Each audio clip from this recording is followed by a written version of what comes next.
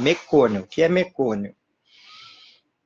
Então, vou começar primeiro desmistificando uma coisa que às vezes falam e que confundem. Eu vou usar uma frase que as pessoas falam sempre. O meu bebê fez cocô dentro da minha barriga e ele engoliu sujeira, portanto, teve um problema devido a isso. Então, vamos lá. Vamos por partes. Primeira coisa, vamos entender o que é mecônio. E entender por que mecônio chama mecônio e por que cocô chama cocô. Porque são duas substâncias diferentes. Então, por isso que tem nomes diferentes. Senão, o mecônio chamaria cocô também, fezes, por exemplo. Né? Cocô é o nome mais popular. Mas por que mecônio não é fezes? Porque são substâncias diferentes. Então, vamos entender como é que funciona essa história. Eu vou pegar o meu bebezinho que está aqui.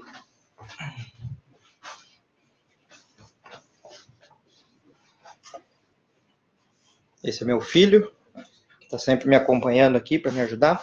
Então, vamos pensar o seguinte. Vamos imaginar um bebezinho lá dentro da barriga da mãe, tá? Então, ele está lá dentro da barriga da mãe, certo? Está encoberto lá dentro. Ele cresceu lá, ele surgiu lá dentro, cresceu lá dentro de um saco gestacional que está protegendo esse bebê lá dentro.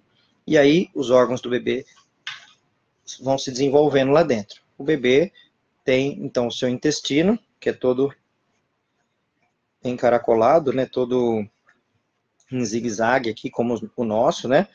Então tem um caminho bem grande de intestino aí, mais de metro de intestino que está ali dentro e que durante a gravidez já começa a ter uma produção de uma secreção. Então as paredes intestinais que estão lá dentro, né? A parede intestinal, então imagina isso aqui sendo um cilindro, né? A parede intestinal, ela começa a fazer uma secreção, que é uma secreção de um muco, justamente porque as glândulas da parede intestinal já começam a funcionar e secretar esse muco. Né? Esse muco, ele serve como lubrificação da luz intestinal. Luz é a mesma coisa que buraco, caminho. Então, da luz intestinal. Bem, agora resolveram começar a serrar um negócio aqui do lado, mas acho que não está atrapalhando o áudio aí, né? Bom, então a luz intestinal, ela tem essa lubrificação, que é esse muco que vai pegando toda a extensão do intestino do bebê e que já vai sendo produzido antes da metade da gravidez. Metade da gravidez são 20 semanas, certo? Antes da metade da gravidez já começa a ser produzido essa substância lá dentro, que é um muco. O que é muco? Muco é tipo um catarro, é um muco, por exemplo? Sim, então ele parece com isso, ele é um muco, tá? Aí o que acontece? O sistema renal do bebê, que são os dois rinzinhos do bebê, também começa a funcionar já dentro da barriga da mãe. E o bebê começa a fazer xixi dentro da barriga da mãe. Aí o que acontece é que isso forma um líquido amniótico. Quem assistiu a minha aula sobre bolsa rota, viu que eu falei toda essa fisiologia aí do líquido amniótico. Inclusive, quem não assistiu e quiser assistir, é só procurar no feed do Facebook, porque no Instagram não fica salva a live, no Face fica, por isso que eu estou fazendo nos dois lugares. E aí, procura lá, tem lá os temas que eu fui falando, um deles é sobre bolsa rota. E aí, então, eu expliquei lá sobre a formação do líquido amniótico pelo xixi do bebê. Então, o bebê faz xixi e forma o líquido amniótico. Aí tem um outro sistema do bebê que também já começa a funcionar, que é o sistema de deglutição. Então, o bebê ele começa a deglutir, a engolir o líquido amniótico durante a gestação. Esse líquido amniótico, que é o xixi que ele faz, o bebê bebe xixi? Sim, bebe xixi. Todos nós bebemos nosso xixi durante os 9 meses da gravidez das nossas mães. Então, o bebê bebe xixi. E aí, esse xixi que ele bebe, o sistema dele digestivo já começa a aproveitar também esse xixi. Uma parte é água pura, e aí essa água pura é absorvida pelo corpo do bebê, então serve para hidratação do bebê. Mas tem pequenos resíduos que também vão ficando ali e que vão se acumulando no intestino do bebê, se misturando aquele muco inicial que eu falei, que é secretado pela parede do intestino. Então, o que acontece é que vai se formando uma substância ali misturada entre o muco produzido pela parede intestinal, que serve para a lubrificação da luz intestinal, Portanto, deixar o intestino bonitinho lá, com sua forma, sem que uma parede cole na outra, encoste na outra, né? E vai juntando com a deglutição do líquido amniótico e alguns resíduos que vão ficando ali, que vão sendo digeridos, e essa mistura toda dá uma substância que tem uma consistência de meio termo entre um doce de leite e uma maionese, vai por ali, uma consistência, então, bem, bem cremosa, tá? Essa substância, ela vai tendo a cor verde escura, então é uma cor que vai ficando cada vez mais escura, muito parecido com a cor da minha parede aqui atrás. Aqui é um azul meio verde, mas é até bem mais escuro que isso, inclusive, né? O verde esmeralda, acho que representa mais, ou aquele verde petróleo, esse aí é o que mais pega em relação à cor dessa substância. Então, essa substância que preenche toda a luz intestinal, que vem da secreção das paredes intestinais, mais da deglutição do líquido amniótico, forma essa substância melequenta, que é cremosa, que o nome é mecônio, tá? Então, do que é formado o mecônio? O mecônio é formado de água, formado de resíduos de líquido amniótico e formado de secreção mucosa da parede intestinal. E o mecônio está lá no intestininho do bebê durante a gravidez inteira, preenchendo o intestino e vai sendo acumulado, acumulado, acumulado, acumulado, acumulado, acumulado e acumulado por toda a gravidez. Então, por isso que tem bastante quantidade de mecônio dentro do intestino do bebê, porque isso é produzido de pouquinho em pouquinho, né? Aí, então, o que tem no mecônio? Tem substâncias que vieram de dentro do próprio bebê, internas ao bebê. Não tem nada que veio de fora. Não tem nada que vem de fora do líquido amniótico. Por quê? Ah, mas a mãe não come, não toma água e não respira, e tudo isso passa pelo cordão umbilical, passa para o bebê? Sim, passa. Porém, a placenta que está implantada no útero da mãe ali é como um filtro, e aí só vai os elementos mesmo, o oxigênio, só vai o H2O e só vai os nutrientes. Então não vai sujeiras, tá? Não vão bactérias, por exemplo. E é nesse ponto que eu quero chegar. Porque o mecônio, ele é uma substância intestinal do bebê que não contém bactérias. Sim, tanto que assim que o bebê nasce, quando elimina mecônio, se vocês pegarem o mecônio e cheirar o mecônio não tem cheiro de nada. Porque o que dá cheiro nas fezes, que eu vou falar já já, é a produção de substâncias que as bactérias que estão nas fezes produzem, né? Então, o mecônio, ele é estéril. Estéril é a palavra que a gente usa para dizer que aquilo não tem bactérias, não tem seres vivos, não tem vírus, não tem bactérias, não tem fungos, não tem nada. Então, o que ocorre é que, para a gente entender lá no parto, eliminação de mecônio, primeiro a gente tem que entender o que é o mecônio, de onde ele veio e qual a consistência dele. E comparar com o que é fezes. Então vamos falar das fezes agora. Fezes, depois que o bebê nasceu, depois de alguns dias, que ele vai eliminando esse mecônio, eliminando mecônio, e nisso ele vai amamentando, então ele vai amamando o colostro nos 2, 3 primeiros dias, nos casos de parto natural. Nos casos de cesárea com hora marcada, demora 5 dias para descer o leite, porque justamente o corpo não funciona da forma adequada, então ele fica lá 5 dias com colostro, às vezes tem que entrar com complemento, muitas vezes, nas cesáreas eletivas, né? Mas o que acontece é que quando o bebê começa a mamar leite, aí começa a haver, então, uma entrada de bactérias que estão aqui no ar, que vão formando o sistema digestório todo do bebê, e essas bactérias é que vão colonizando o estômago e intestino do bebê, e que daí são as bactérias responsáveis pela formação da constituição das fezes, e que dão cheiro, inclusive, depois, né? Quando tem muita quantidade, fica um cheiro muito ruim e tal. Então, qual que é a principal diferença entre mecônio e entre fezes? A principal diferença é que mecônio não tem bactérias e fezes têm bactérias. Isso que é o mais importante de saber, porque quando a gente pensar lá no parto, na exposição do bebê ao mecônio, nós vamos já entender o porquê que o mecônio não é uma sujeira. Apesar de ele ter cara de sujeira, você olha para ele assim, é um verde escuro, melequento.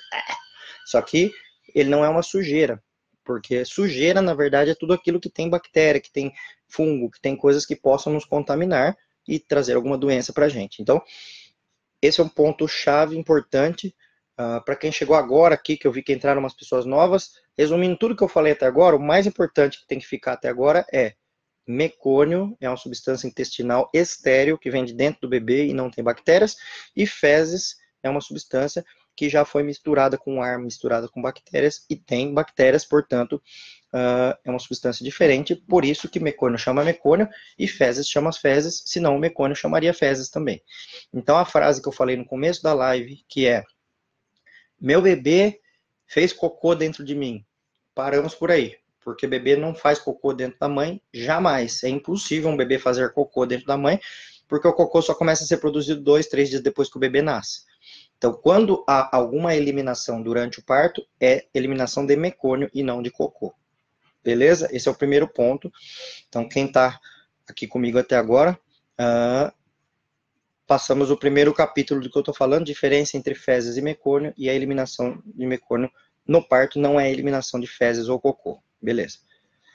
Segundo ponto, então, vamos falar do parto especificamente, para daí também a gente tentar entender essa é a segunda parte da frase que eu falei, que a primeira parte era, meu bebê fez cocô dentro de mim, ponto, esquece, meu bebê fez mecônio dentro de mim. Qual que era a segunda parte da frase? Que era, meu bebê engoliu sujeira. Então a gente já tira a palavra sujeira, porque não é sujeira, a gente já sabe que é mecônio, tá? E vamos pensar no tal do engoliu. O que é engoliu? Engolir é e parar no estômago, tá? Então, a gente tem um sistema orofaríngeo, que começa com a boca, depois, tem, por exemplo, tem pessoas aí, tô vendo a Larissa, que é estudante de medicina, que já aprendeu isso, mas eu vou falar para todo mundo aqui. Tem a boca, depois tem a laringe, e aí depois tem uma divisão, aqui na parte mais da frente, nossa, tem a traqueia, que é onde passa o ar, e na parte mais atrás, lá dentro do pescoço, tem o esôfago, que é onde passa a comida para ir para o estômago. Então, nós temos duas vias separadas. É igual a gente está andando numa estrada e, de repente, tem uma bifurcação, uma para cada lado. Nesta bifurcação, uma bifurcação vem para frente, que é a traqueia, ou seja, que vai entrar ar e levar para os pulmões, e a parte de trás, que é o esôfago, a outra via, entra água, entra comida e vai parar lá no esôfago, certo? Então, o que acontece? Que o bebê intraútero, vamos lembrar de novo lá, ele está lá dentro do útero, está envolvido pelo líquido amniótico e a bolsa está, ele está dentro da bolsa. Esse bebê aqui dentro, o que ele faz já de funcionamento? Ele já deglute, tanto que eu contei que uma das substâncias que formam o mecônio é produto da deglutição do líquido amniótico. Então, ele já engole líquido amniótico e digere. Porém, ele não respira dentro do útero, porque o pulmão dele nem funciona ainda. Ele vai respirar quando ele sai aqui fora. Então, o que acontece é, o bebê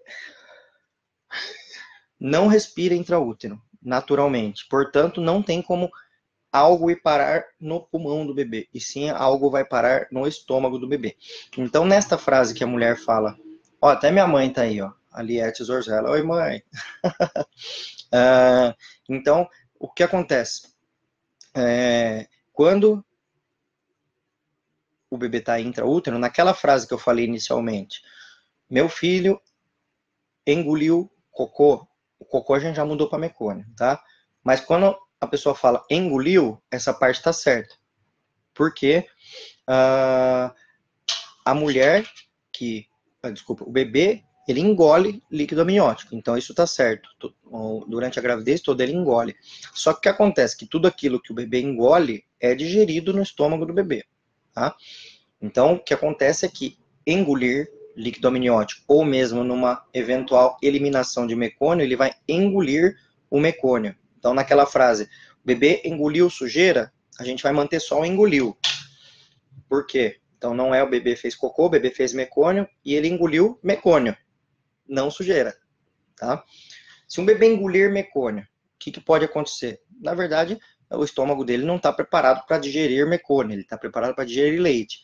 Então, ele pode depois ficar meio enjoado e pode vomitar o mecônio e algo do tipo, mas não vai causar um grande problema de saúde para ele, porque engolir mecônio não causa nada, o estômago só não está preparado para digerir mecônio, tá? Bom, vamos continuar então. Então, essa segunda parte, resumindo também de novo para quem chegou agora, a primeira parte eu falei a diferença de mecônio e fezes. Mecônio não tem bactérias, fezes tem bactérias. Essa segunda parte eu estou falando da diferença entre engolir e respirar. Então, intraútero, o bebê apenas engole e não respira. Legal, vamos para a terceira parte então, que é, até ouvi uma pergunta passando aqui, a Fernanda perguntou, por que mecônio corresponde a SFA, que é sofrimento fetal agudo, então nós vamos falar agora da fisiologia disso, para a gente entender o que é o tal do sofrimento ou não. Então vamos imaginar assim, eu sempre gosto de imaginar tudo que é normal primeiro, para depois imaginar o que é alterado, certo? Então, o que acontece? Na natureza, a natureza deu certo, né, gente? Vocês concordam? Tanto que a gente veio parar aqui, senão a gente não tinha nem sobrevivido, né? Deu certo para o ser humano, né? Apesar do ser humano degradar a natureza e estar consumindo o planeta, mas por enquanto nós demos certo, né? Então, a seleção natural, durante milênios, foi sempre eliminando os seres que não eram aptos a sobreviver e foram sobrevivendo aqueles que eram aptos a sobreviver, isso em todas as espécies. Beleza. Então a natureza funciona, vamos partir desse pressuposto. Sempre que a natureza funciona, vamos pensar primeiro o que é normal. Então o que é normal num parto, o que é mais comum num parto? O mais comum num parto, e isso é da aula sobre fisiologia do parto, mas eu vou fazer um breve resumo aqui sobre fisiologia do parto, que é o quê? O bebezinho está lá dentro do útero, certo? E ele vai desenvolvendo, chega um momento onde o pulmão do bebê amadurece e, amadurecendo o pulmão, as células pulmonares do pulmão do bebê, elas eclodem para estar aptas a receber ar. Com esta eclosão das células pulmonares, sai um liquidinho de dentro que se chama surfactante. Esse surfactante é um hormônio que cai no líquido amniótico. Aí, estando no líquido amniótico, muda a consistência do líquido amniótico, a placenta que está ali colada percebe essa mudança, e a placenta até então estava sendo uma das responsáveis pela produção de progesterona, que é o hormônio de progestação, que segura a gestação, e aí essa mensagem também vai lá para o cérebro da mãe e fala, opa, já tem surfactante, então esse bebê já está maduro. Essa é uma reação bioquímica que faz com que o corpo da mãe saiba que o bebê está maduro. Portanto, vamos diminuir a produção de progesterona e vamos começar a produção de prostaglandina, que é o primeiro hormônio do parto. Isso eu falei também na aula lá sobre hormônios do parto. Quem quiser voltar depois aí no feed do Facebook, tem lá a aula de hormônios do parto. Bom, e aí então tem a queda da progesterona com a subida da prostaglandina. E aí começa o desencadeamento do trabalho de parto todo, depois vem a fase da ocitocina, e aí o parto acontece e o bebê nasce. Portanto, o nascimento do bebê, calma, eu entrei pouco no parto aqui, porque essa aula não é do parto, só estou dando um resumão dos hormônios do parto. Então, nasceu o bebê, legal, aí ele está aqui fora. Aí nasceu, nesse momento, na hora que saiu a cabeça do bebê e desprendeu o tórax do bebê, ele está apto a respirar e ele expande o seu pulmão para entrar ar naquelas celulinhas lá que abriram, mostrando para o corpo da mãe que o bebê estava maduro, né? Então, só falando uma frase que eu acho muito importante falar sempre, que é, mãe em trabalho de parto, acima de 37 semanas, significa bebê com pulmão maduro, né? Portanto, mãe fora de trabalho de parto, significa mãe com o pulmão imaturo. Tá? O bebê está pronto, já pode nascer com 40 semanas, vamos fazer uma cesárea? Não sei se está pronto, ele está formado, ele não está pronto, né? O bebê está pronto a partir do momento que está apto a respirar, beleza. Bom, então o que aconteceu? O neném nasceu e expandiu o pulmão para respirar, e aí ele vai respirar aqui fora, vai entrar ar, e aí todo mundo já sabe o que acontece daí para frente. Bom, voltando intraútero, para a gente falar do mecônio. Em mais ou menos 5% das gravidezes, ou seja, tudo isso que eu falei acontece em 95% das gravidezes, que é o nascimento natural, ou até mesmo precisou de uma cesárea no final por algum motivo, mas não ocorre eliminação de mecônio intraútero, porque o mecônio está guardadinho lá dentro do intestino do bebê. Assim que o bebê nasce, ele elimina mecônio depois. Às vezes, imediatamente após nascer, elimina mecônio, às vezes algumas horas depois, mas em geral, 95% das vezes, a eliminação do mecônio é aqui fora, tá? Aí o que acontece? Bom, deixa eu só repetir uma coisa aqui para umas pessoas que estão... tá, é importante essa pergunta da Ingrid, então eu vou parar aqui. Quando na ultrassom aparecem movimentos respiratórios, significam movimentos rudimentares respiratórios, porque não, o bebê ele não está respirando, mas o tórax dele está assim, ó, porque ele já tem reflexos neurológicos para ter essa expansão pulmonar, porque a nossa respiração ela é independente, a gente não tem que pensar para respirar, a gente dorme respirando, a gente está sempre respirando, agora eu preciso respirar, não, o corpo já faz isso, e esses movimentos rudimentares eles já vêm desde antes do útero, existe sim um preenchimento de líquido amniótico, mas é pouquinho ali, é pouca quantidade, não é uma quantidade que o bebê fica puxando e soltando intraútero, então o que acontece é um movimento rudimentar, tá? Bom, aí o que acontece? Eu vou pedir novamente também para as pessoas que entraram depois que me mandem perguntas exclusivas sobre mecônio, que essa aula vai ser sobre mecônio para a gente não perder o foco, tá? Bom, e aí, então, estamos lá, com o bebê que nasceu, 95% dos bebês elimina mecônio aqui fora, porém, 5% dos bebês, o que acontece é que o bebê, ele elimina mecônio intraútero. Então, vamos pegar números aqui. Nós temos lá 100 partos, 100 gestações que foram até final, que o bebê nasceu, mesmo que foi cesárea no final. Dessas, 95 não tem mecônio intraútero. Nós estamos falando, então, de 5% de casos de mecônio intraútero. E aí, então, vamos pensar agora, bom, por que se a natureza inventou que o pulmão amadurece primeiro, e aí isso que desencadeia o trabalho de parto, e depois quando o bebê nasce, a descompressão torácica, a descompressão abdominal é que começa a liberar algumas substâncias que fazem com que o bebê libere mecônio aqui fora. O que faz um bebê eliminar mecônio intraútero? Então vamos aí para algumas hipóteses, porque existe mais de uma hipótese, tá? Uma hipótese de eliminação de mecônio intraútero é o seguinte, é um intestino que ele está muito maduro, tanto quanto o pulmão, ou até mesmo ele ultrapassa um pouco a maturidade pulmonar e ele simplesmente funciona. Ou seja, o bebê elimina mecônio porque o intestino amadureceu. Essa é uma hipótese de eliminação de mecônio desses 5% dos casos que eliminam mecônio. Tá?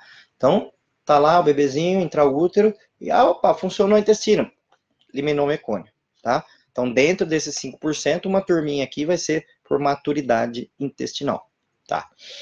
Outra hipótese de eliminação de mecônio é a eliminação de mecônio durante o trabalho de parto. Então, a mãe já está lá em trabalho de parto, que o pulmão do bebê desencadeou esse trabalho de parto, ou que até o parto está sendo induzido porque precisou terminar a gravidez por algum motivo, e está acontecendo o trabalho de parto. E o trabalho de parto, assim como todo trabalho físico, ele gera um estresse natural. Por exemplo, se eu for correr 5 quilômetros, eu estou gerando um estresse no meu corpo. Pode ser um estresse saudável, inclusive, mas é um estresse, tá? E o trabalho de parto, ele gera um estresse natural no corpo da mãe, no corpo do bebê, porque o bebê, ele é massageado e solta, é massageado e solta, é massageado e solta, e isso gera um estresse no bebê. Uma coisa é a gente falar de estresse fisiológico, que é o que eu falei, eu vou lá correr 5 km e tá tudo bem. Outra coisa é eu falar de um estresse patológico, que daí eu vou correr 100 km, eu chego morto lá. Aliás, eu nem consigo fazer isso, né? Então, o que acontece é um estresse além do ponto, comparado a um estresse fisiológico. Bom, então, uma segunda hipótese de eliminação de mecônio intraútero é um estresse fisiológico, que é um bebê sendo apertado, desapertado, apertado, desapertado. Vou fazer uma comparação aqui para ficar mais fácil. Quando uma criança brinca com a outra de fazer cócegas na outra e a outra não segura o xixi, faz xixi nas calças, cocô nas calças, algo do tipo assim. Isso é um estresse que a pessoa sofreu ali, que desviou a atenção para um outro lado e liberou esfíncter e liberou, fez xixi, fez cocô nas calças. Né?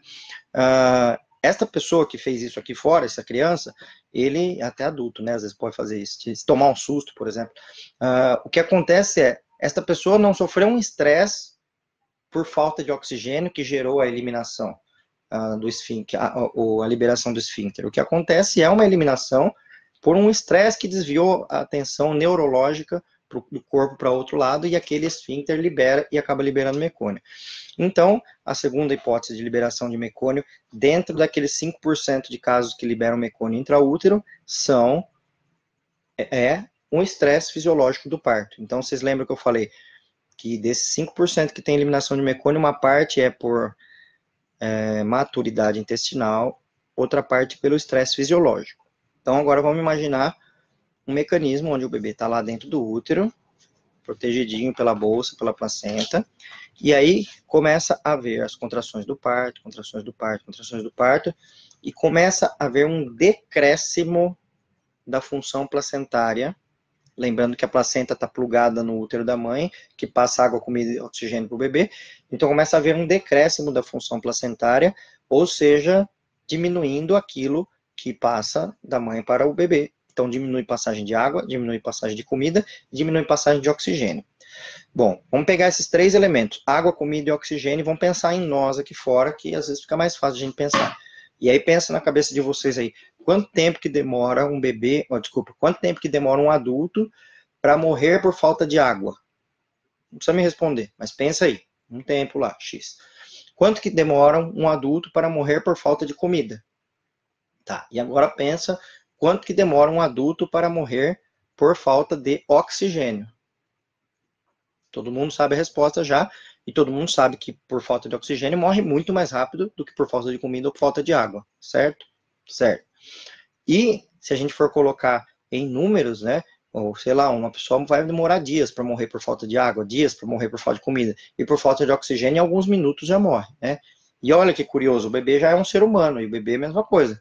Então, o bebê ele morre muito mais rápido por falta de oxigênio do que por falta de comida ou falta de água. Até por isso, isso vai ser assunto de outra aula, que é um assunto sobre funcionamento placentário, e que eu vou falar justamente desse funcionamento da placenta, quando começa a diminuir a água, daí diminui o líquido amniótico do bebê, só que isso demora dias para dar algum problema, né? Quando diminui o crescimento do bebê, isso demora semanas para dar um problema, mas a diminuição de oxigênio, ela gera problemas naquele dia, tá? Então, beleza. Então, estamos lá com o bebê, trabalho de parto, contrações, contrações, contrações, contrações, e começa a haver um decréscimo da função placentária. Nesse decréscimo da função placentária, se diminuir água ou diminuir comida, beleza, poderia ficar dias assim que não ia causar um problema para o bebê. Só que se diminuir oxigênio, causa um problema naquele momento para o bebê, tá? Tá, mas por que acontece isso? Acontece em todo mundo? Não, claro que não. Lembra que eu estou falando que dentro dos 5% de casos que liberam mecônio, nós estamos falando de uma parcela desses 5% de casos, tá? Aí o que acontece, então? Diminuiu função placentária a ponto de diminuir oxigenação para o bebê. E aí o que o bebê faz? Ele faz um mecanismo que a gente chama de centralização fetal. O que é centralização? Centralização, e isso todos nós fazemos, inclusive uma pessoa que cai numa piscina ou num mar e que vai se afogar, ou alguém que está sendo enforcado por alguém, ou alguém que perdeu a chance de respirar. Durante um certo tempo, até morrer, o que o nosso corpo faz? Começa a economizar oxigênio, portanto, deixar mais oxigênio nos órgãos que são mais vitais. E intraútero é a mesma coisa. Então, o bebê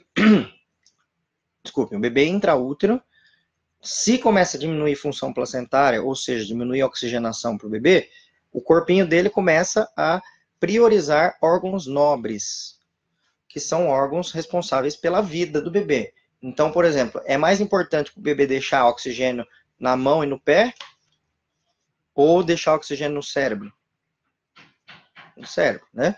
É mais importante para o bebê deixar o oxigênio na pele toda, ou na glândula suprarrenal, no rim, no próprio coraçãozinho? Óbvio que são nos órgãos mais essenciais. Então, o que acontece é que o bebê ele centraliza a oxigenação, ou seja, ele tenta manter a oxigenação boa nesses órgãos vitais, no cérebro, principalmente, na suprarrenal, desculpa, para que o bebê não tenha um problema em relação a isso, e diminui a oxigenação nos outros tecidos. Então, diminui a oxigenação na pele, diminui a oxigenação na perna, no braço, diminui a oxigenação no intestino. E aí, diminuindo a oxigenação no intestino, o que acontece é que o intestino relaxa. E aí, ele relaxando, libera esfíncter, e liberando esfíncter, libera mecônio. Então, o que acontece neste caso, que é um caso patológico, é um caso de liberação meconial intraútero, porque está faltando oxigênio para esse bebê. Mas vocês lembram que eu falei agora há pouco, então, que nós temos lá 100 casos, 95 não tem eliminação meconial, sobra 5. Desses 5 casos, tem uma turminha que libera mecônio porque está maduro, tem uma turminha que libera mecônio porque teve um estresse fisiológico, e tem uma terceira turminha que libera mecônio porque está faltando oxigênio no intestino. Tá? Qual que é a porcentagem mais ou menos disso? Esta porcentagem. A cada 5 bebês, mais ou menos 2 liberam mecônio por maturidade, outros 2 liberam mecônio por estresse fisiológico. Então, são 4 bebês que eliminaram mecônio e não tem problema nenhum para esses bebês. E 1 a cada 5 bebês que libera mecônio porque está em sofrimento fetal, porque está com falta de oxigenação.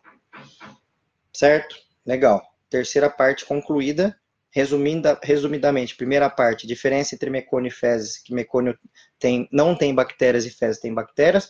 Segunda parte, a diferença entre respirar e a diferença entre engolir. A terceira parte são as causas de eliminação de mecônio, que nós vamos ter estresse fisiológico, nós vamos ter maturidade, nós vamos ter sofrimento fetal. Então vamos imaginar o que está... Então agora a gente já tem todos os elementos aqui para entender o que está acontecendo com esse bebê e quais os problemas que podem haver em relação à presença do mecônio durante o parto.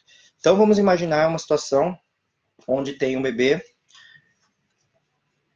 lá em trabalho de parto, a mãe em trabalho de parto, trabalho de parto, trabalho de parto, trabalho de parto, trabalho de parto, trabalho de parto, e esse bebê está maduro. Então vamos pensar um caso na ponta de cima, que é quando a gestação está com perto de 42 semanas, tá? Então, tá lá, em trabalho de parto, pede 42 semanas, só que essa mãe, ela está com a pressão dela normal, e o que significa? Pressão boa significa placenta boa. Se a pressão tá boa, a placenta está funcionando bem, então tá passando tudo bem. Então a mulher está com a pressão normal. Os batimentos cardíacos do bebê estão normais. Porém, tem uma eliminação de mecônio. Então, o que acontece? O bebê está lá 41, 42 semanas, está cheio de mecônio aqui dentro. Aí vamos pensar. Primeira coisa, este bebê, ele está engolindo esse mecônio? Quem acha que sim, levanta a mão. O bebê está engolindo o mecônio? Que daí nós vamos voltar para a primeira frase do começo da aula, que era: meu bebê fez cocô intraútero, engoliu sujeira e teve um problema, e eu já corrigi essa frase dizendo: meu bebê eliminou mecônio e não cocô, e ele engoliu, essa parte está certa. Mas vamos pensar agora, então, o que pode acontecer. Então, esse bebê pode ser que ele engole mecônio, quando tem mecônio lá diluindo o líquido amniótico? Sim, estão dando um joinha aí, não, alguém falou não. A resposta é sim, ele pode engolir mecônio. Sim, porque ele está deglutindo, ele já estava deglutindo desde 20 semanas, por que ele vai parar de deglutir bem agora? Então ele continua engolindo mecônio. A questão é, faz mal engolir mecônio? Deve ser um gosto ruim pra caramba, eu nunca experimentei e pretendo não experimentar. Apesar de já ter casos de voar mecônio na nossa cara, né? Pra quem já viu parto, às vezes acontece isso. Mas tá tudo bem, tá, gente? Já tô acostumado. Mas engolir eu não engoli, então não sei se é ruim, se é bom, não sei. Eu só sei que se o bebê engolir, deve ser ruim, e aí dentro do estomaguinho do bebê não tá tão pronto para digerir esse mecônio, mas até aí não vai causar uma sequela para esse bebê, não vai causar morte, não vai causar nada. Então, pensando, lembra que eu dividi assim? E eu falei que de cada 100 casos, apenas 5 eliminam mecônio, 2 eliminam por maturidade, 2 eliminam por estresse fisiológico. E aí esses bebês aqui, todos eles vão estar engolindo mecônio, mas mecônio não tem bactérias, então não infecciona. Tá? Antigamente não sabiam disso, então nascia um bebê com mecônio, eles iam lá dar banho no bebê, passar detergente, passar antissépticos, tudo achando que tinha que limpar o bebê. Hoje em dia a gente sabe que não tem nada disso, porque mecônio não tem bactéria. Então não causa problema em relação a bactérias, não causa problema aí parar no estômago do bebê. Certo? Então, nós estamos dividindo esses 5 casos, 4 para um lado e 1 para o outro. Agora, vamos pensar neste caso aqui, que este que é o caso importante, problemático e grave, tá?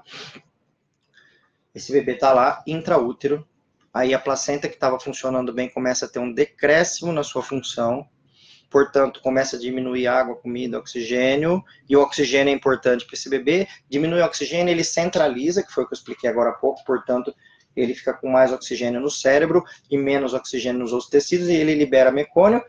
Aí o que acontece com todo ser vivo que está faltando oxigênio, seja aqui fora ou seja lá dentro da barriga da mãe? Ele tenta buscar alguma fonte alternativa de oxigênio, ele tenta respirar de uma forma de desespero. E aí o que acontece é um mecanismo que em inglês se chama gasping intraútero, ou a gente usa essa expressão gasping em português, eu nunca ouço falar essa expressão, mas o que importa é que o bebê, ele começa a fazer isso aqui, ó, lá dentro do útero.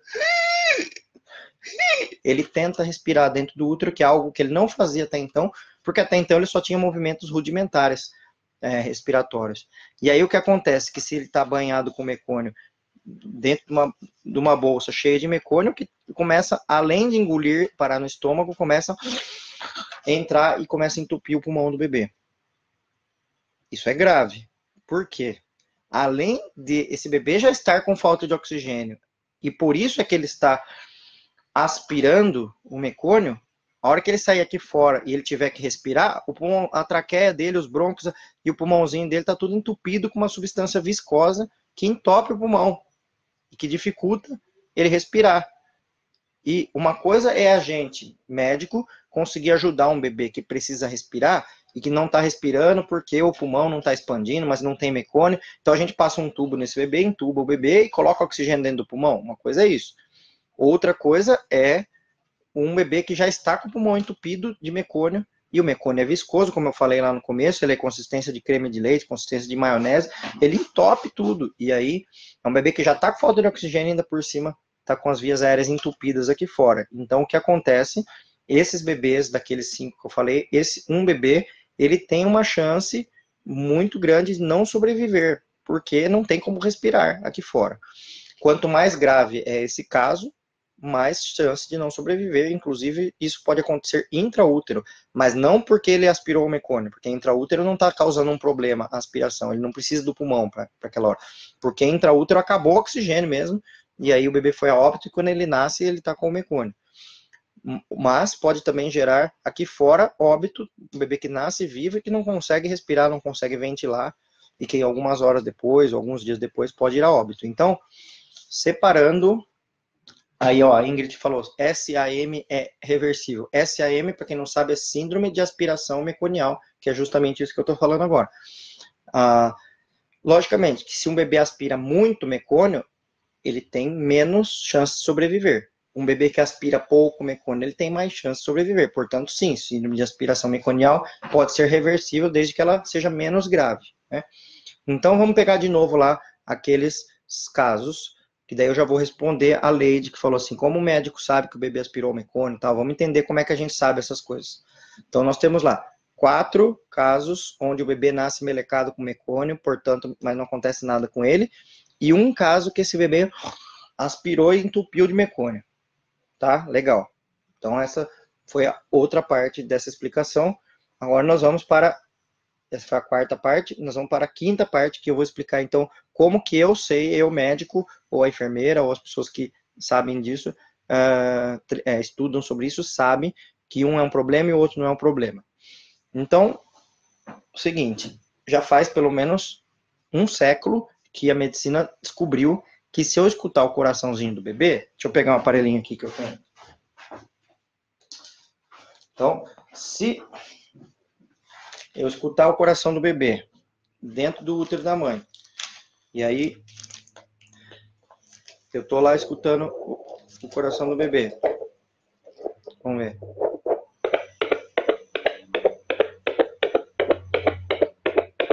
Como eu tô fazendo isso?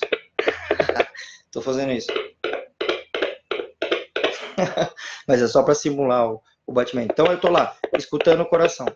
O que acontece é o seguinte: eu, Braulio, quando eu tô aqui, meu coração tá batendo, ele tá batendo numa frequência necessária para mandar sangue para todo o meu corpo e oxigenar meu corpo. Quando eu começo a correr, se eu for correr os 5 km que eu falei, na hora que eu tô correndo, meu coração acelera, porque ele tem que mandar mais oxigênio pro meu corpo, tá? Então o que acontece? Intraútero é a mesma coisa. Se começa a diminuir a oxigenação do bebê, o que acontece com o coraçãozinho do bebê? Ele começa a bater mais rápido, justamente para mandar mais sangue para o bebê. Então, uma das coisas que acontece intraútero, quando tem diminuição de oxigênio, é aumento da frequência cardíaca do bebê. Outra coisa que acontece, que daí já é numa fase onde o bebê ele já está entrando realmente em sofrimento, porque enquanto eu estou correndo 5 km e meu coração está acelerado, eu não estou em sofrimento, meu corpo só está compensando uma necessidade minha. Assim como um bebê também que está lá taquicárdico, está lá com batimento cardíaco bem acelerado, 200 e pouco por hora, por minuto, esse bebê ele está sendo compensado, então ele não está em sofrimento ainda. Ele está mostrando um padrão que vai entrar em sofrimento se ninguém fizer nada, né? Aí o que acontece? Intraútero tem um tipo de mecanismo que ocorre nos casos de batimento cardíaco, que é o seguinte, o bebê está lá e aí tem uma contração, o batimento dele está assim. Então estamos lá, 150, 140 e tal. Aí acontece uma contração. Contração, contração, contração. Às vezes o bebê dá uma acelerada. E aí depois que passa a contração, o coração do bebê vai diminuindo. Isso se chama desaceleração tardia. Se tiver algum obstetra aí me vendo, ou uma enfermeira obstetra, o coração deles fica acelerado agora, porque quando a gente ouve isso aqui, o nosso coração fica muito acelerado no parto, porque nos assusta, né? Então, o que acontece é que quando tem um bebê que começa olha lá, a Mariana Moretti está aí, ó. GO, minha amiga, DIP2, já infartei, que é o tipo de desaceleração que a gente começa a ficar preocupado, porque na DIP2, que ela chamou esse nome, que era o que a gente usava até pouco tempo, agora chama desaceleração tardia, mas tanto faz, o significado é o mesmo, que é quando o batimento cardíaco ele desacelera muito depois das contrações. Isso significa que o corpo do bebê, ele está em sofrimento nessa hora. Então, é um bebê que o coração dele já está, entre aspas, pifando. Não é bem isso, tá, gente? O coração do bebê, ele é feito para durar 150 anos, para aqueles que não têm problema cardíaco, né? Mas, naquele momento, está sofrendo um estresse importante de funcionamento, então ele já está batendo bem mais devagar o batimento, porque ele está mostrando que ele está com falta de oxigênio. Aí, o que acontece com esses bebês que estão com falta de oxigênio intraútero, que dentre aqueles 5 casos, é um caso. O que acontece é que esse bebê começa a respirar lá dentro para tentar se salvar, começa a entupir. Porém, eu, médico, como eu consigo saber? Eu consigo saber porque o batimento cardíaco do bebê está alterado. E como é que eu consigo saber se o bebê faz parte deste grupo aqui? Quando o batimento cardíaco do bebê está tudo bem. Óbvio que eu posso usar outros dados para me ajudar. Então, por exemplo, eu preciso saber, a gestação estava tudo bem até então? Tá, tem nada acontecendo, a pressão foi boa, não teve diabetes gestacional, a placenta funciona bem, o trabalho de parto estava espontâneo, tá? E o batimento cardíaco está tudo bem? Eu vou muito provavelmente pensar que esse bebê eliminou o mecônio porque simplesmente estava ou maduro ou teve um estresse fisiológico. Vamos pegar o outro lado da história. A gestação já estava com problema, porque a mulher já estava hipertensa. Se a mulher está hipertensa é porque a placenta não está funcionando tão bem. Então já começa o parto com a placenta diminuindo o funcionamento. Aí o trabalho de parto piora esse funcionamento. Aí o que acontece? Aí eu vou lá e escuto o batimento cardíaco daquela forma, caindo, caindo, caindo. Vou pensar, esse bebê está nesse grupo aqui. Está faltando oxigênio. Então, portanto, esse bebê precisa sair agora de lá de dentro, senão ele vai ter uma sequela ou morte. E aí, como que é o sair agora? Depende. Se o bebê tiver... Aguenta um segundo aí. Se o bebê estiver na pelve da mãe, lá em cima, e não tem como sair de parto normal, tem que fazer cesárea naquela hora. Se o bebê estiver aqui embaixo já, com a cabeça quase saindo, e acontece isso, a gente ajuda a puxar o bebê por baixo, ou espera ele terminar de sair, ou pode ajudar com o vácuo extrator ou com fórceps. Ou seja, mas esse bebê, que é um bebê que está com batimento muito alterado, ele tem que nascer logo. Sobre o batimento, eu vou colocar uma parte aqui rapidinho, só para vocês entenderem uma expressão que a gente usa, fica mais fácil. Os batimentos cardíacos a gente divide em 3 resultados, que a gente chama de categoria 1, categoria 2 e categoria 3. Batimento categoria 1 é aquele que está tudo normal no batimento, e eu não vou entrar em detalhes de qual é esse batimento, importa que a gente ouve, ó, esse aqui está normal, esse é categoria 1. Categoria 3 é o caso onde está muito alterado, que é esse que eu mostrei agora, que o batimento desacelerado. E o categoria 2 tem várias possibilidades aí que nos deixam não de forma que a gente fica não tranquilo com esse batimento. Pode ser um batimento muito acelerado, ou um batimento que não tem muita variedade, e ele é mais uma linha reta, então a gente fica meio de olho. Mas o que importa é o que significa esses três resultados. Categoria 1 está normal, categoria 3 é alterado, e o 2, ele ou é um intermediário que está indo para o 3, ou não, pode ser um batimento que está nos enganando, porque a mãe não comeu direito, e aí comeu, e aí melhora o batimento, ou seja, era só uma hipoglicemia, não era uma falta de oxigênio, tá? Então, o que importa desses 3 batimentos é que com eles que a gente vai saber se está tudo bem com um bebê que eliminou o mecônio, tá?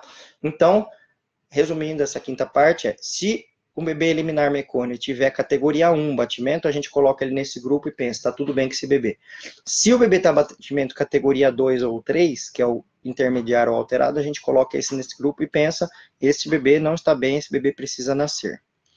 Beleza. Agora vamos para uma outra questão que sempre surge. Eu não estou conseguindo ler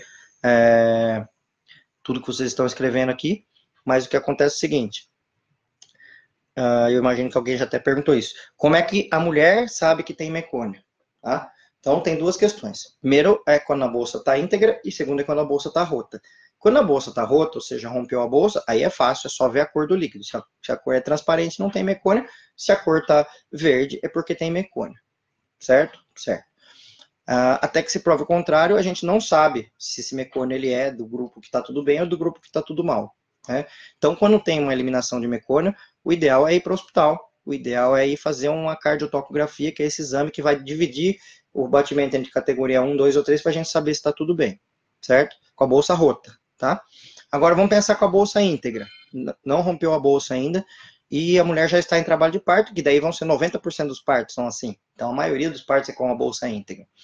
Então vamos pensar, se está tudo bem com a mãe no trabalho de parto, a pressão dela veio boa a gravidez inteira. Ela não teve diabetes gestacional. Por que eu falei esses dois itens? Porque a pressão alta é que tem mais chance de diminuir o oxigênio e a diabetes que tem mais chance de dar hipoglicemia. Então, a chance desse bebê ser um bebê categoria 2 é muito baixa. Tá? Então, gestação tudo bem, não teve pressão alta, não teve diabetes gestacional e a mulher está em trabalho de parto. A grande questão é que, mesmo que ela tenha eliminado, o bebê tenha eliminado o mecônio intraútero, muito provavelmente ele vai estar nesse grupo aqui. Então, eu não preciso saber se tem ou não mecônio. Eu só preciso escutar o coração do bebê. Se o coração está batendo tudo bem, está categoria 1, não precisa saber se tem mecônio ou não tem, porque se tiver não vai mudar nada. Certo? Assim como, mesmo com, estou falando de bolsa íntegra, lembrando, mesmo com a bolsa íntegra, se tem uma eliminação meconial com a bolsa íntegra, e aí o que acontece? Tem uma eliminação meconial com a bolsa íntegra, eu não sei que eliminou o mecônio, tá? E eu vou lá escutar o coração do bebê e está desacelerado.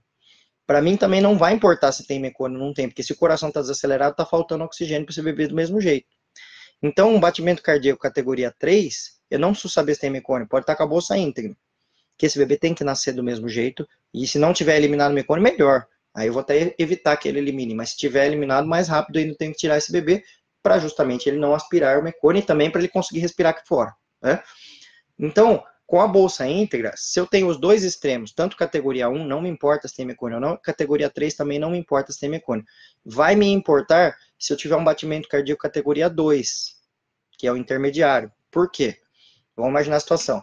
Mulher em trabalho de parto, aí a pressão dela já está mais alta, 13/9, 14/9, aí eu faço uma cardiotocografia, então, pensando num parto mais demorado, aí eu vejo lá, o batimento está categoria 2. Eu penso, será que esse batimento é por uma hipoglicemia, por um estresse, ou está indo para o lado da categoria 3 e que tem falta de oxigênio? Aí eu penso, eu quero saber se tem mecônio ou não. Lembra que eu estou falando da bolsa íntegra, tá? Aí tem dois jeitos de eu saber se tem mecônio. Um jeito que é não precisando estourar a bolsa, que é colocando um aparelho lá dentro, que se chama amnioscópio. Eu vou pegar aqui para mostrar para vocês. Então, o amnioscópio, ele é um aparelho que não vou desencapar aqui para não desembrulhar, que ele está esterilizado, mas ele está... Aí o que acontece? Ele é um aparelhinho, que ele é um prisma de acrílico, que eu vou abrir sim, vai, quero mostrar para vocês, depois eu dou um jeito de mandar de novo para... Então o amnioscópio está aqui. O que acontece? A gente coloca ele... Aliás, tem muita gente, muito obstetra que não usa esse aparelho aqui. O certo de usar é com isso aqui, que ele tem uma fonte de luz, ou a amnioscopia correta de ser feita é sempre com a base do aparelho e não só com isso aqui, porque senão eu tenho que colocar uma outra luz por cima e esse aqui ele já tem fonte de luz própria. Então a gente coloca lá o amnioscópio, vai lá dentro do útero e eu consigo ver, assim como um otorrino consegue ver dentro do ouvido de uma pessoa, eu consigo ver dentro da vagina da mulher se tem mecônio lá dentro, certo? E aí eu não preciso romper a bolsa, tá? Agora, e essa situação vai valer para quando tem 2, 3, 4, 5 centímetros de dilatação, que eu não estou ainda querendo romper a bolsa, porque qual que é a ideia? Vai que eu rompo a bolsa e não tinha mecônio, e eu vi que não tinha, mas eu rompi a bolsa muito cedo, não precisava ter rompido, entendeu? Agora vamos pensar uma situação que tem um batimento cardíaco categoria 2 e já está com 8 centímetros, 9 centímetros de dilatação. O que eu vou pensar? Bom, vamos romper a bolsa para ver se tem mecônio e aproveita isso já acelera o parto também, porque eu estou pensando num caso de batimento categoria 2, que está intermediário, então eu quero acelerar esse parto. Então, mata 2 coelhos com uma paulada só, que é rompe a bolsa, vê se tem mecônio e ainda acelera o parto. Então, nos casos de bolsa íntegra, as mulheres não precisam ficar preocupadas. Ai, meu Deus, eu não vou saber se eu tenho mecônio, se eu não tenho. Não precisa saber se tem mecônio ou não tem. Se tiver tudo bem com você, se tiver mecônio não vai mudar nada. Agora, para estar tudo mal, que é o batimento categoria 3, tem que alguma coisa errada estar acontecendo. E essa coisa errada é um parto muito prolongado, que está demorando mais de 24 horas, aí alguém já vai ter feito uma cardiotocografia em você. Ou a pressão já vai estar subindo antes, então já vai saber que é uma gestação de alto risco, já vai ter feito uma cardiotocografia. Então, nas gestações de baixo risco, de risco habitual, que não tem nada, o trabalho de parto em si, se tiver mecônio ou não, a gente vai pensar que está nesse grupo aqui. Se tiver mecônio e tiver alguma outra alteração, a gente vai pensar que está nesse grupo aqui de falta de oxigenação, certo? Então, o que vai me nortear em relação ao mecônio é o batimento cardíaco do bebê. Bom, vou parar aqui um pouco e fazer um rapidíssimo resumo de todas essas etapas que eu falei. Eu falei, primeiro, que mecônio não é fezes, porque mecônio não tem bactérias e fezes tem bactéria. Segunda diferença entre engolir e aspirar. O bebê normalmente ele fica engolindo, não fica aspirando, mas nos casos patológicos ele aspira. Terceiro, falei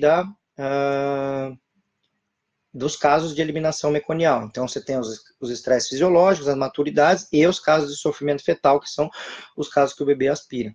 Quarto, eu falei como é que a gente sabe se tem mecônio ou não. Rompeu bolsa, dá para ver, ou a bolsa íntegra ou não. E quinto, que eu estou falando o que o médico tem que fazer em relação a isso, quando tem um mecônio categoria 3 ou 2, tem que nascer o mais rápido possível, via vaginal ou cesárea, se for mais rápido, qual for mais rápido. Se for uma eliminação meconial e está com categoria 1, a gente segue em frente. Beleza? Até aqui um resumão de tudo que eu falei até agora. Bom, aí o que acontece então, que é uma dúvida que sempre gera. Bom, por excesso de zelo, por que a gente não faz cesárea em todos esses mecônios aqui? Ou seja, todo mecônio vai para cesárea por excesso de zelo, porque vai que um desses bebês tinha um problema e a gente não sabia. A resposta é porque não é mais seguro para esses bebês, e eu vou explicar por que não é mais seguro para esses bebês, todos os bebês irem para uma cesárea. Porque, veja bem, esses 4 bebês, ou seja, 80% dos bebês que eliminam mecônio, estão lá intraútero, eles não aspiraram mecônio, ou seja, está lá melecadinho de mecônio, eles até engoliram um pouco, mas não aspiraram mecônio, e aí vamos pensar que a gente vai colocar esses bebês para uma cesárea, esses 4 bebês que estavam tudo bem, tá?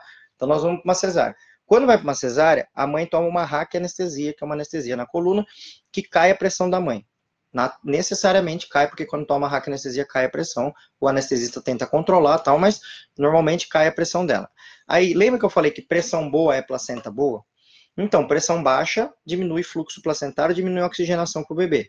Então, toda vez que faz uma cesárea, diminui o oxigênio para o bebê durante a tomada da anestesia, o anestesista tenta corrigir, tudo bem. Algumas vezes não cai a pressão, mas quando cai muito a pressão da mãe, diminui o oxigênio para o bebê. Aí olha o que eu estou fazendo se eu fizer uma cesárea para todos os bebês que têm mecônio. Esses 4 bebês aqui, que não tinha nada a ver com a história, que estava tudo bem com eles, que eles iam nascer só melecado com mecônio, e eu faço cesárea neles, eu estou expondo eles à falta de oxigenação. Eu estou causando isso, médico que decidi fazer cesárea neste bebê. E, portanto, esse bebê, ele pode, com menor oxigenação, começar a aspirar esse mecônio. E daí foi causa da cesárea isso, por eu ter feito uma raquianestesia. Por isso que não vale a máxima de fazer cesárea para todos os bebês que têm mecônio, porque os bebês que estavam tudo bem, A exposição à raquianestesia da cesárea, caindo a pressão da sua mãe, cai a oxigenação, portanto, aumenta a chance desse bebê aspirar o mecônio, certo? Então, eu não estou salvando esse bebê fazendo cesárea, eu estou prejudicando a vida dele. Por isso que, para isso que serve o médico obstetra, para conseguir entender que caso que é um caso, que caso que é outro caso, para conseguir juntar pecinhas do quebra-cabeça e entender que caso que está aqui, para juntar pecinhas do quebra-cabeça que caso que está aqui. Porque senão não precisava do médico, era só pegar um robô que faz cirurgias e coloca lá, toda mãe que tem cesárea, coloca no robô e ele faz a cirurgia. A pessoa, o médico, está aqui para pensar e juntar as informações para definir que caso que é para uma resolução, que caso que é para outra resolução. Tá? E tem um outro fator ainda interessante, que é quando o bebê nasce de parto normal, tá? Então vamos pensar nesses 4 carinhas aqui que nasceram de parto normal com mecônio, que tinha engolido um pouco, até estava um pouquinho de mecônio nas vias aéreas superiores. Esse bebê nasce, pum, sai a cabeça. Nessa hora que sai a cabeça e a vagina da mãe está apertando o tórax, o pulmão é como uma esponja, concorda? E esse aperto aqui do tórax pela vagina da mãe faz com que pelo narizinho do bebê comece a escorrer mecônio, às vezes até esguicha, que era aquele mecônio que estava ali nas vias aéreas superiores, ou seja, o canal de parto diminui a chance de uma aspiração meconial. Por isso que, inclusive, nos casos de bebê categoria 3, tá? Que é o bebê ruim, que está mal, é aquele bebê desse canto aqui, que está faltando oxigênio, se ele estiver quase saindo, vale mais ele sair de parto normal do que de cesárea. Porque na hora que ele sair, o tórax dele está espremido e nessa hora vai sair uma boa parte do mecônio que ele tinha aspirado, ou seja, diminuindo a chance, porque é muito mais fácil tirar o mecônio que foi aspirado apertando aqui o bebê do que aspirando o bebê. Então, a cesárea, ela é super bem-vinda, sim, para os casos de bebê categoria 3, quando o bebê está alto. Quanto antes sair, melhor a chance de sobrevida desse bebê.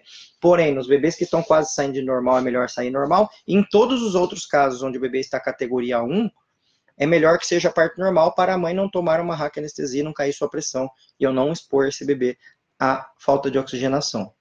Certo? Então, esta pergunta que é: por que não fazer cesárea para todos os bebês com mecônio? Porque em alguns casos eu estou salvando esse bebê e em outros casos eu estou piorando a vida desse bebê e ainda a mãe ganhando uma cesárea que não precisava ter feito. Ou seja, se aumentando o risco da mãe também por ter feito a cesárea. Certo?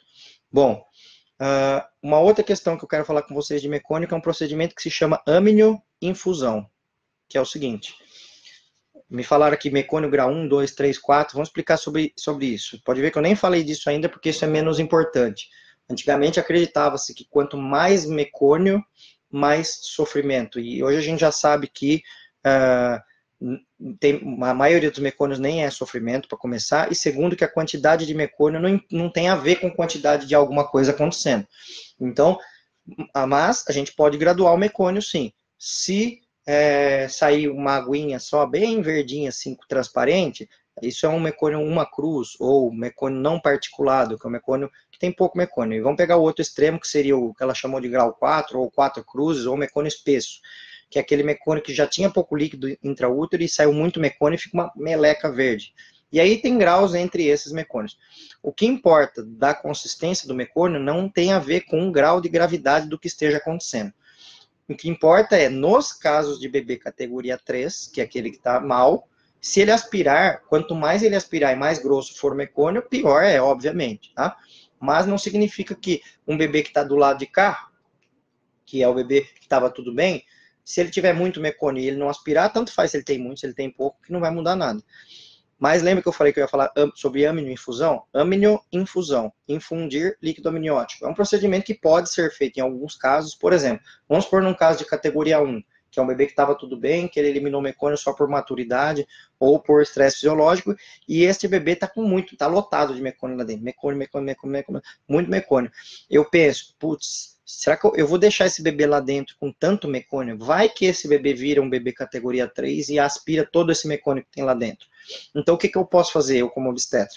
Eu posso passar uma sonda via vaginal na mulher, que é uma sonda simples, ligar num soro simples, aquecido, e jogar soro para dentro da vagina e para dentro do útero. Esse soro ele vai entrando e saindo, entrando, saindo, entrando, saindo, entrando, saindo, e limpando e lavando esse mecônio, ou seja, sai todo aquele mecônio e fica sem mecônio. Obviamente que ele vai continuar sendo o mesmo bebê que já eliminou mecônio, e eu vou ficar mais de olho nesse bebê. O que é ficar mais de olho? É escutar o coração mais de perto, fazer cardiotocografia, às vezes até mesmo deixar cardiotocografia contínua durante o parto, para eu saber o que está acontecendo, para eu ver que está tudo bem com esse bebê.